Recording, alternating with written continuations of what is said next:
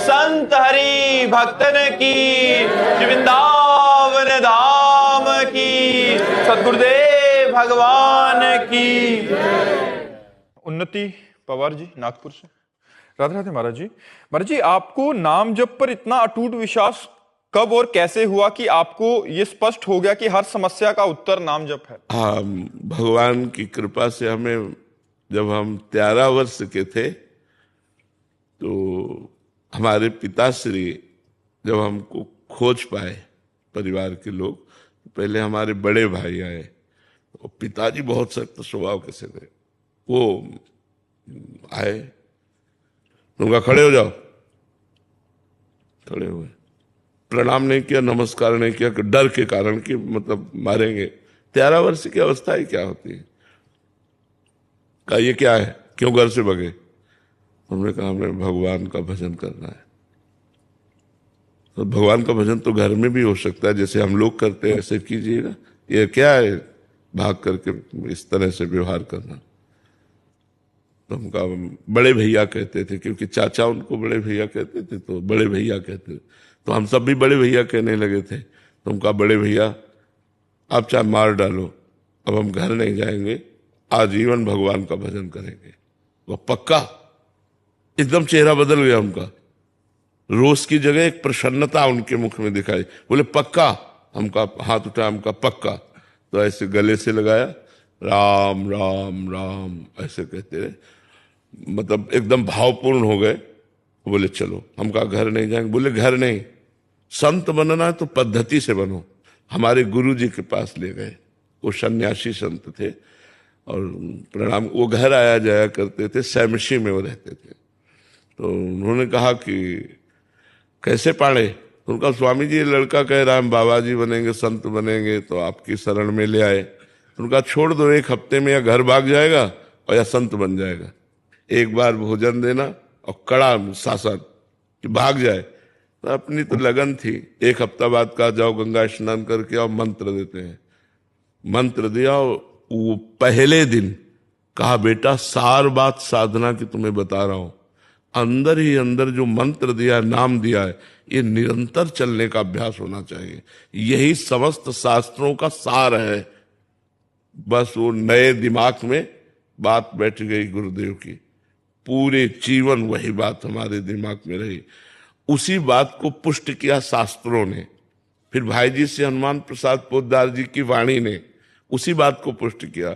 और उसी बात को जब यहाँ वृंदावन आए तो पूज्य महाराज जी ने उसी बात, मोहर लग गई इसे। और पूरा जीवन इस बात का, 13 से लेकर के 55-56, इतना लंबा सफर। तो उस बात से हर सवाल के उसमें कि अगर आपके अंदर ये नाम रूपी बल नहीं है तो कुछ नहीं है आपका जीवन, कुछ नहीं, कुछ भी कर लो, कुछ उसका महत्व विशेष नहीं बढ़े। नाम एक अंक है, सब साधन शून्य है। अंक हटा दो तो शून्य का क्या महत्व, और अंक रख दो फिर शून्य का महत्व 10 गुना बढ़ता चला जाएगा। 1 0 10, 1 0 और बढ़ाओ 100, 1 0 1000, 1 0 10,000 बढ़ता चला। 1 हटा दो 0 0 0 0 तो नाम अंक है और सब साधन, सब कर्म शून्य है। अगर नाम रूपी अंक लगा हुआ है, आप फावड़ा चला रहे हो, तो आप 10 गुना महत्व उसका। आप नाम जप करते हुए ऑफिस जा रहे हैं, आप नाम जप करते हुए स्कूल जा रहे हैं, आप नाम जप करते हुए अपने कार्यों को कर रहे हैं, आप महात्मा है। भगवान का नाम स्मरण कर रहे, पवित्र भोजन पा रहे, पवित्र आचरण कर रहे, किसी को दुख नहीं दे रहे, कोई दुख दे रहा है हम सह लेते हैं, ये सब नाम में आएगा। विवेक जागृत हो जाएगा तो आपका जीवन समाज प्रिय जीवन होगा, समाज का मंगल करने वाला जीवन होगा। तो भगवान के नाम से ही सब कुछ प्राप्त हो जाएगा, ये विश्वास कर लो। नाम के प्रभाव से ध्रुव संगलान जप्यो हरि नामू, पायो अचल अनुपम ठाऊं।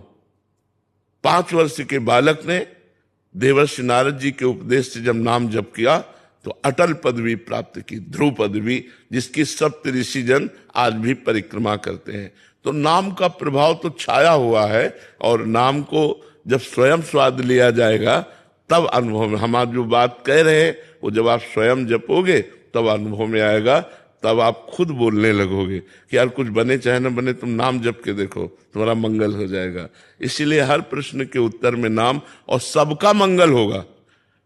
ये ऐसा नहीं है आपने एक बार राधा कहा तो यमराज के पूरे रजिस्टर में एक बार राधा लिख गया। अब जब हिसाब होगा तो खोपड़ी खराब हो कर देगा एक बार का राधा नाम, कि इसने पूरे जीवन पाप किया लेकिन एक बार राधा बोला। अब इसको क्या करें, नरक तो भेज नहीं सकते क्योंकि राधा बोला है, और एक राधा का फल, एक राधा नाम का फल, ये माया हो नहीं सकती। तो आखिरकार उसको गुणा का निशान लगा देना पड़ेगा पूरे पाप के रजिस्टर में। एक नाम त्रैलोक ही तारे, जो न ले सो जन्म ही हारे। जो ऐसे भगवान नाम को न लिया उसने जीवन व्यर्थ कर दिया। भगवान का नाम स्वयं में परम महामहिम, भगवान को अधीन करने की सामर्थ्य रखता है। सुमीर पवन सुत पावन नामू, अपने बस करी राखे रामू। तो वही नाम भगवान का परम मंगल में गुरुदेव, संत, शास्त्र सबके द्वारा जब हृदय में प्रमाणित हो गया तो बात पक्की लगी। और हमारा हृदय खुद, क्योंकि इसी मार्ग में चल रहे हैं।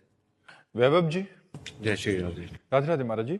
महाराज जी, साधना का अर्थ अंतर्मुख होकर सभी इच्छाओं का त्याग करना है, तो भगवत प्राप्ति की इच्छा भी अंततोगत्वा इच्छा नहीं, तो है? नहीं, गलत। कांटे से कांटा निकाला जाता है। जैसे कोई कांटा लग गया तो उसी के समान यंत्र से हम निकालेंगे, जो सुई है या कांटा है, उसी के समान। तो इच्छा से इच्छा को हम मारे, गलत इच्छाओं को अच्छी इच्छाओं से मारे, अच्छी इच्छाओं को भगवत इच्छा से मारे। और जब भगवान की इच्छा पूर्ण हो जाती तो इच्छा रह नहीं जाती। तो इच्छाओं से इच्छाओं को मारे। ऐसे नहीं कि सब इच्छाएं त्याग दें, नहीं।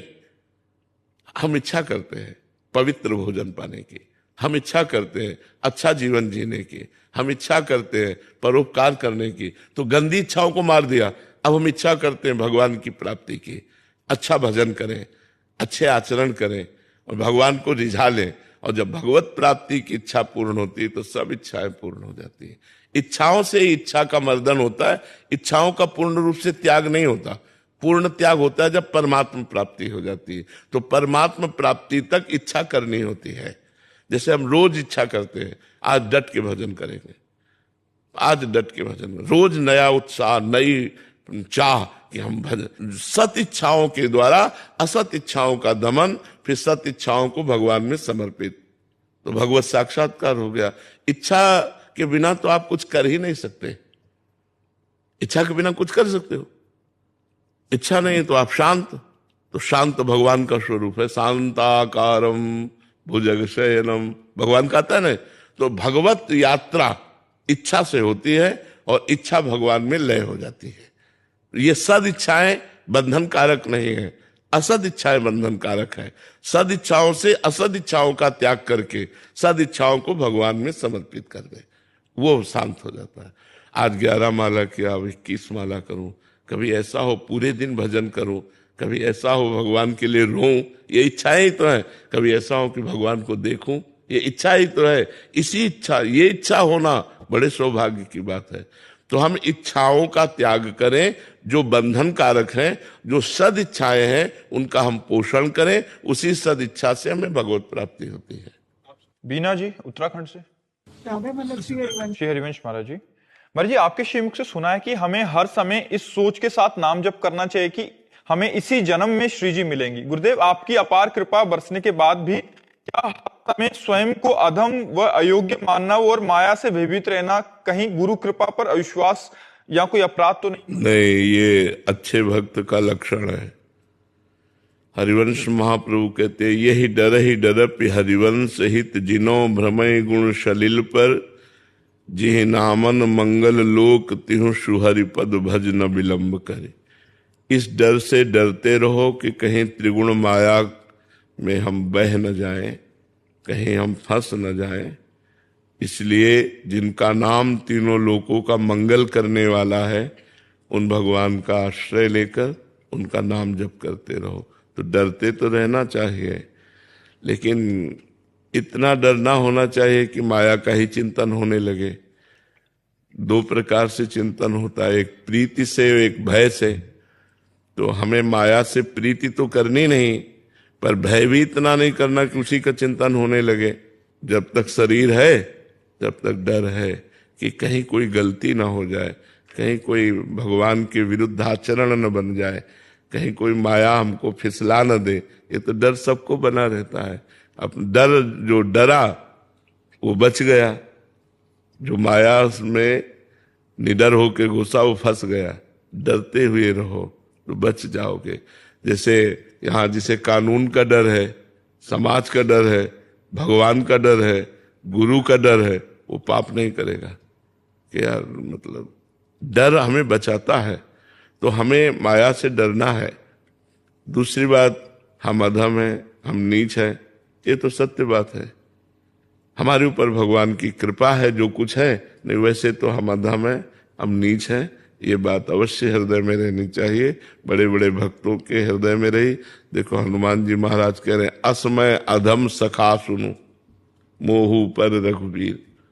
सबरी जी कह रहे, अधम ते अधम अधम अति नारी तिनमा मैं मतिमंद अघारी। हर भक्त अपने को अधम नीच ऐसा तृणादपि सुनीचे न। भक्त में दैन्यता रहती है तो तीनों बातें ठीक है, अपने को अधम नीच मानना और माया से डरते रहना और डरकर भगवान का आश्रय लेकर निरंतर नाम जप करते रहना। रमेश जी हल्द्वानी से। राधे राधे। राधे राधे महाराज जी।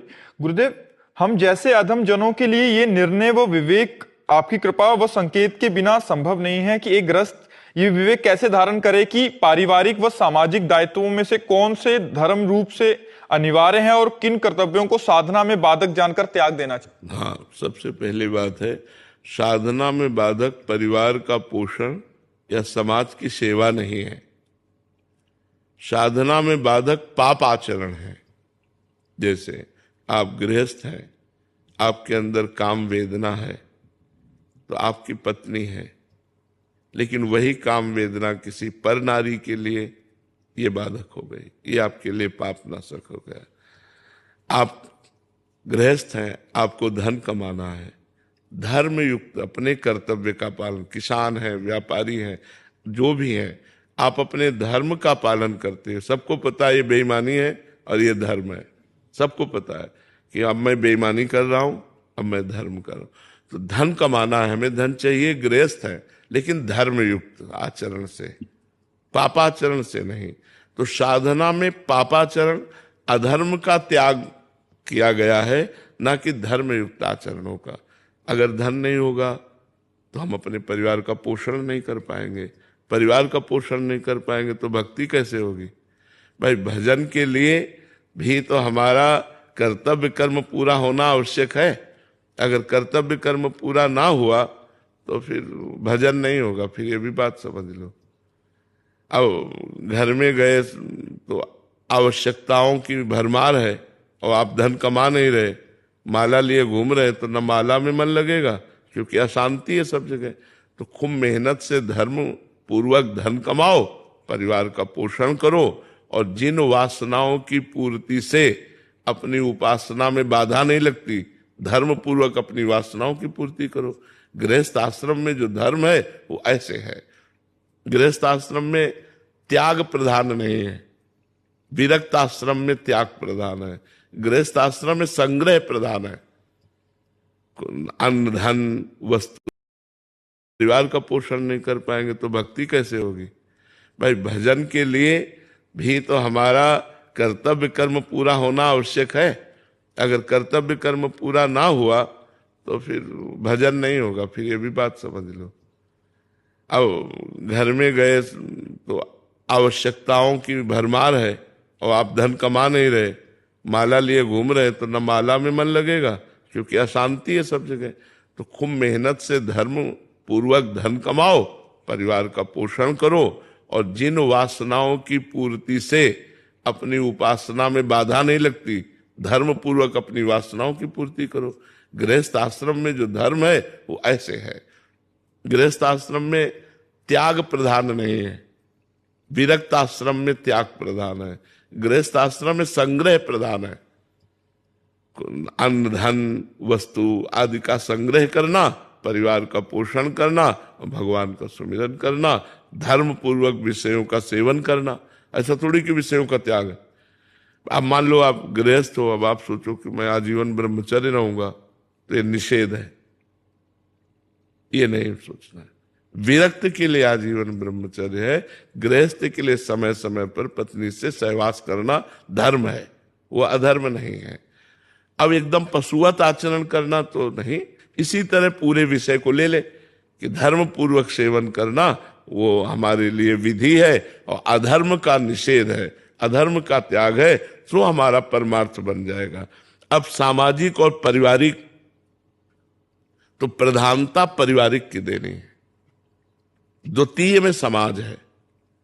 मान लो ये बीमार है और एक घर का व्यक्ति बीमार है, तो इनकी बीमारी के लिए अगर हमारी श्रद्धा है, हमारे पास 100 रुपया है तो हम दे देते हैं, लेकिन हमें यह देखना है कि जेब में 400 रुपया और होना चाहिए 100 देने के बाद, क्योंकि हमारे घर में भी बीमार है और भी व्यवस्था है।